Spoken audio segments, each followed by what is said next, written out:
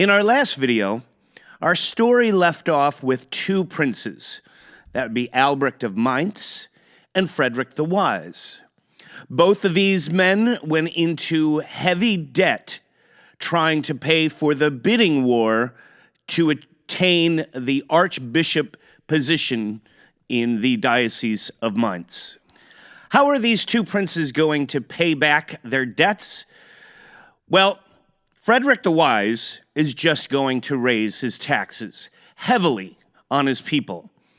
In a letter written by Martin Luther, dated December of 1517, Martin Luther expresses concern to Frederick the Wise regarding another heavy burden in taxes coming up for the year 1518.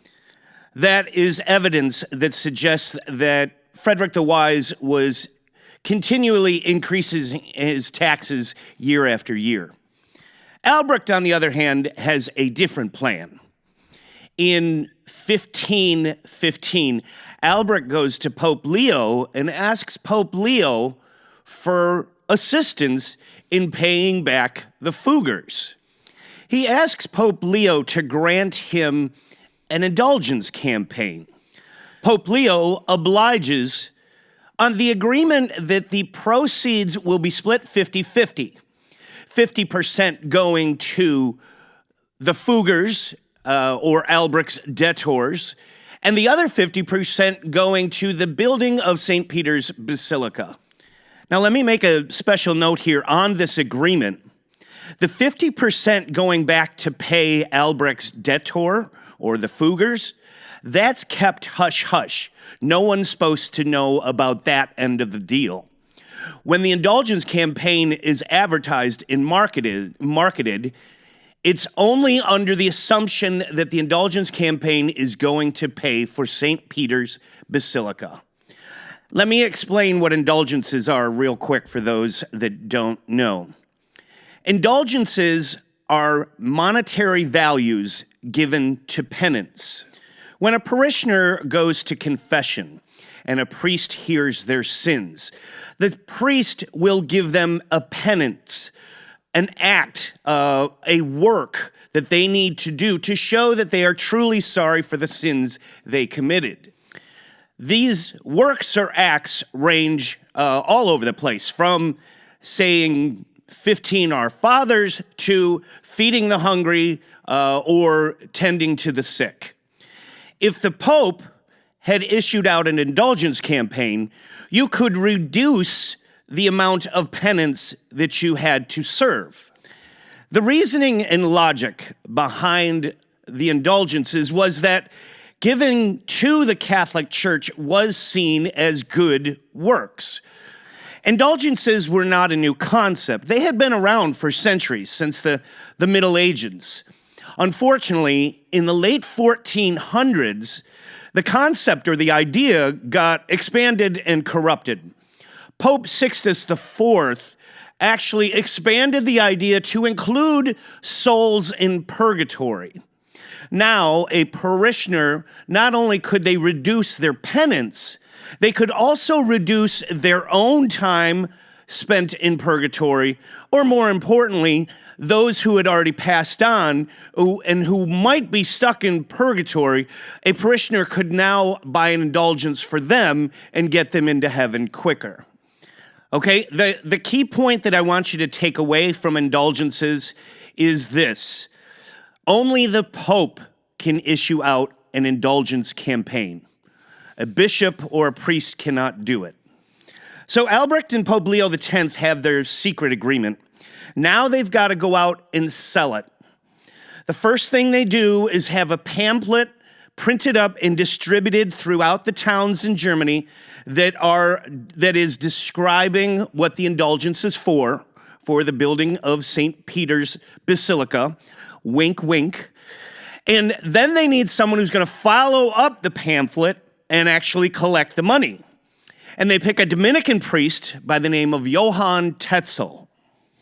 Tetzel goes out traveling from town to town, church to church, giving sermons on why the people should give to the indulgence campaign. Now, when it comes to Frederick the Wise's area in Saxony, Frederick the Wise denies Johann Tetzel and says, you cannot come in my boundaries and sell your indulgence campaign to any of my people. So here's the mystery and intrigue. Did Frederick the Wise know what was going on about this secret agreement? Many historians say the reason that Frederick the Wise did not allow Tetzel to sell within his boundaries is because Frederick saw it as competition for his castle, pilgrimage, museum, relic site, whatever you want to call it. But he saw it as competition. I disagree with that whole notion or belief. Maybe I had something to do with it, but I think it's more likely that Frederick knew exactly what was going on. Someone tipped him off as to what was going on, that the money was going back to Albrecht to pay off his debts. And it could have been Pope Leo X. Frederick the Wise and Pope Leo X were actually friends, specifically because Frederick the Wise was one of those electors and could help influence who the emperor was, but Albrecht was too. Further evidence about Frederick's feelings towards indulgences is earlier, a decade earlier, Frederick did allow an indulgence campaign to go through his territory and sell to his people because the indulgence campaign was for a bridge over the Alba River in Romania. But anyway, back to our story. That campaign started in 1515.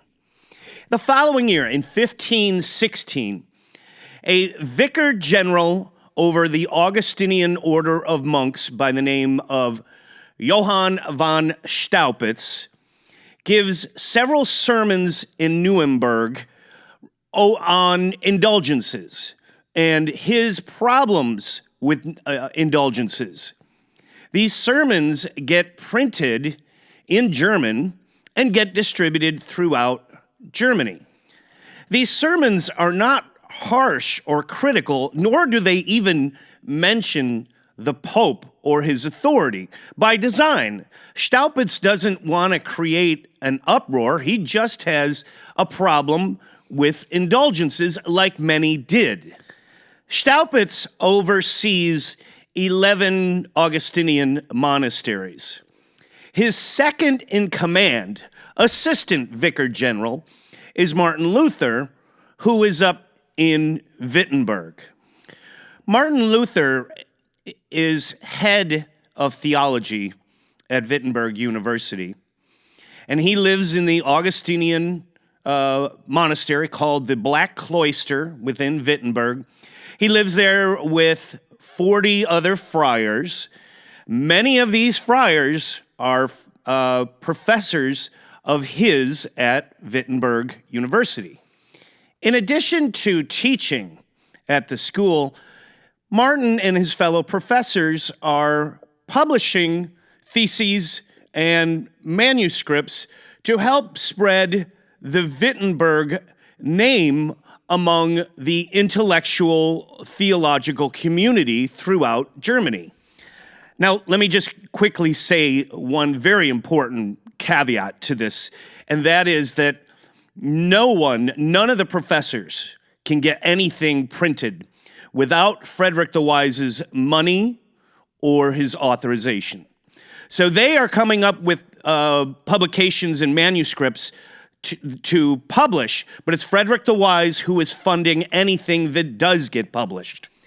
In March of the year 1517, one of Martin Luther's co-professors by the name of Andreas Karlstadt is a pretty funny figure. He'll keep coming up in our story. He's kind of like the bumbling idiot of the story. But interestingly enough, Karlstadt was the chancellor at Nuremberg University, where Martin Luther received his doctrine. So it was Karlstadt who would have given Martin Luther his doctrine in theology. Anyway, Karlstadt publishes a manuscript railing against scholasticism. I don't have enough time to discuss the differences between scholasticism versus humanism, but I will get to it in another lecture. It's somewhat important. For now, just think scholasticism is old philosophy. Humanism is new philosophy. Frederick the Wise wants Wittenberg University to be known as a humanist university. So Karlstadt does his publication, although it falls on deaf ears and flops. Martin Luther, in September of the same year, 1517, 4 weeks before Martin Luther will publish the 95 Thesis, Martin Luther has a similar criticism towards scholasticism, which gets distributed. Unfortunately, it's another bomb, and nobody reads it. The next month, October 1517, Martin Luther will pin his 95 Thesis, but I will save that for another lecture. Thank you for watching.